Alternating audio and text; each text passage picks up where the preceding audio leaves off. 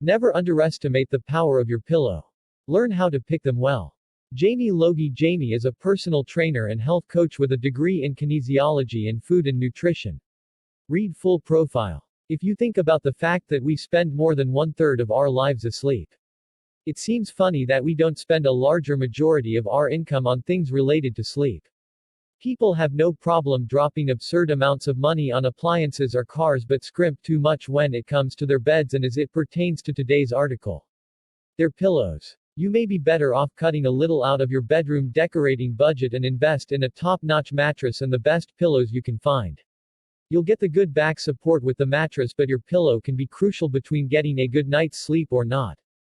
Besides giving you comfort, a pillow is important for supporting your neck and spine. With an uncomfortable and unsupportive pillow you can throw off your lying posture, which can result in you tossing and turning all night. If you've been using the same pillow since Knight Rider was on TV, it will have become less supportive over time. You then can be losing a lot of neck and spine support, resulting in aggravation and pain. This can even affect your breathing and result in a really bad night's sleep. You first need to look at what type of sleeper you are. Some sleep on their sides, some on their back, some on their stomach, or if you're like me, curled up in the fetal position sucking my thumb. If you sleep on your side, you will need a firmer pillow as there becomes a larger distance in your head and you shoulder that can cause neck problems. If you sleep on your back, you can get by with a thinner pillow as you don't want your head pushed too far forward. Pillows that have a larger loft in the bottom third of the pillow can be great for better neck and spine support.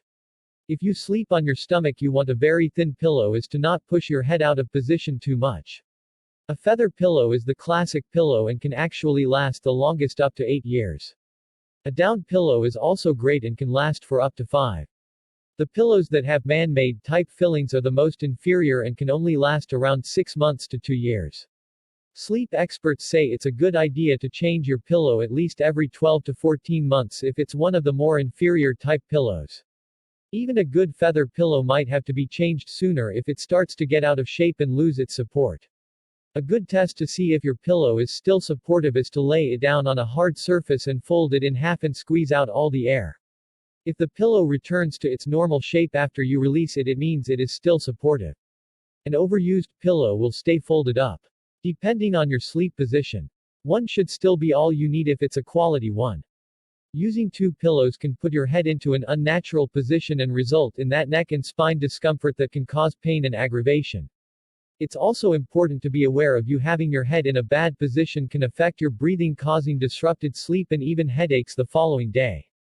A second pillow can be useful, however, to use between your legs in order to take pressure off the lower back. A pillow is just one of those things people take for granted. People are more aware now of how important a good mattress is for sleep, but just as much research and education on the best pillows needs to become part of the equation. Hopefully now you can see how important pillow choice is to you getting the best sleep possible, along with what to look for in a pillow and which type should work best for you.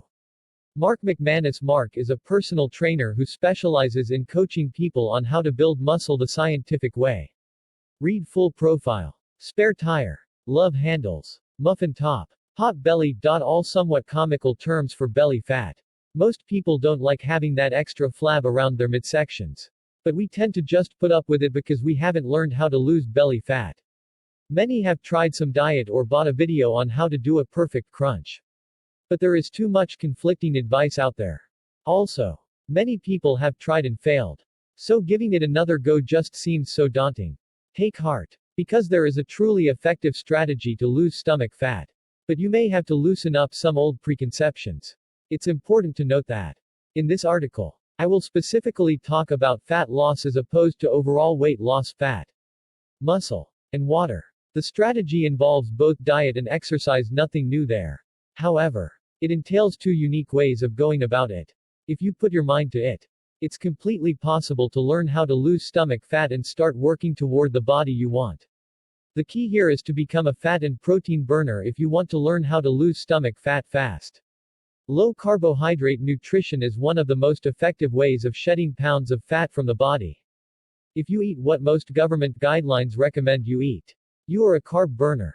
It then becomes obvious that in order to become a fat burner, you should reduce the current primary energy source, i.e., carbohydrates. When you do this, your body takes a few days to flip a metabolic switch and become a fat-burning machine. At that point, the fat you eat gets consumed first. And then you start burning away body fat as your primary source of energy. Obviously, you shouldn't consume copious amounts of fat. And you won't even need to switch to a zero-carb diet to benefit. Anything under 100 grams of carbs a day is considered low-carb, but ideally under 60 grams would produce great results. On low-fat diets, which by nature are high-carb diets, when your food calories are gone, the body will burn a mixture of both fat and muscle tissue protein. As muscle mass is metabolically active, it burns calories all day long just by being there. Losing it is a disaster for the dieter as their metabolism will continually slow down over time. This is one of the main reasons why low-fat diets very often produce temporary results. You lose weight for a while, but then it stops working as your metabolism has crashed. And you experience weight gain, all you had lost and then some. There are several ways to lower your carb intake and start losing fat by making fairly simple changes to your diet. Here are just a few ideas to try when you want to learn how to lose belly fat. If you chose a random sample of people on any given day in the US, you would find that at least half of them drink sugary drinks on any given day. 25% would be receiving about 200 calories per day from such drinks. One can of Coca-Cola contains nearly 40 grams of carbohydrates. Remember above where we said 60 was ideal? Well, drink one can of soda and you're nearly there. Cutting drinks with added sugar from your diet can do wonders to help you reduce your carb intake. Replace it with unsweetened tea or water for a hydration boost. When you order a meal at a restaurant, most of the default sides are potatoes, French fries, mashed potatoes, etc., or bread. These are both packed with carbs. A standard small order of French fries contains around 30 grams of carbs, that bumps up to around 50 for a medium order. Instead of going with the default sides, ask for vegetables. There is usually a steamed broccoli or mixed veggies option at most restaurants. Healthy eating is key if you want to reduce carbs. One serving of whole milk contains nearly 13 grams of carbs due to the presence of lactose, a type of sugar. On the contrary, a serving of unsweetened soy milk only contains about 3 grams of carbs. Try switching out the milk you use for your cereal or in your coffee. The flavor will be a bit different. So give yourself time to adjust to it. Low-carb diet works for many people, but it might not be for everyone. The key is always to see which one works for you best. And it's always a good idea to check with your doctor before making major changes to your diet. The above suggestion and explanation hopefully can provide you a new perspective and approach to get rid of your belly fat. Just give it a try and listen to your body's reaction. The most important question here is whether you should focus on cardio or interval training if you're trying to learn how to lose belly fat. Overdoing cardiovascular exercise will also put your body in a state where it breaks down lean muscle tissue catabolism. So, the question is, how do we complement our fat-burning nutritional strategy with fat-burning physical activity? It's called interval training, or, more specifically, high-intensity interval training (HIIT). The idea is to perform some sort of cardio in fits and starts, i.e., a period of lower intensity followed by a period of higher intensity. Research shows that this type of work burns more fat than steady-state cardio, typically by about 50%. In fact, one study showed a 9-fold increase in fat loss for HIIT compared to low-medium intensity cardio. Furthermore, a 2018 study discovered that HIIT was superior to moderate intensity continuous training for improving heart rate variability. The even better news is that, when you're looking into how to lose belly fat, HIIT need only be performed for 10 to 20 minutes at a time. There are several elements of HIIT workouts, as well as several approaches to them. Here are just a couple of things to keep in mind. Tabata is a common HIIT formula, and it's great for beginners. This involves 20 seconds of work and 10 seconds of rest. You should shoot for 4 minutes, or 8 rounds. You can use this to target the part of your body you want to tone. HIIT is a great fat burner, but it's a lot for the body. So try to shoot for 2 to 3 HIIT workouts per week. If you want to exercise every day, switch it out for cardio or strength training in between. If you want to add an extra layer to your HIIT workout, feel free to add weights.